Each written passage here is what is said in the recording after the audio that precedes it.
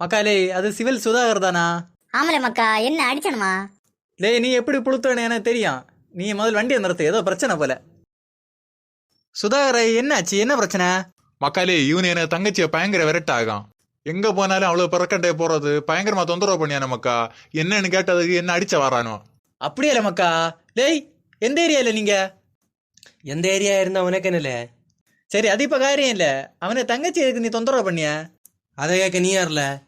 லே நண்பனு தங்கச்சி எனக்கு தங்கச்சி தான். இப்படியே நீ தெண்டு முண்டு பேசிட்டு இருந்தேன்னா வேண்டி கட்டிட்டு போயிருவ. என்னல செய்வ? என்ன செய்வேன்னு காட்டி தரணுமா இப்ப?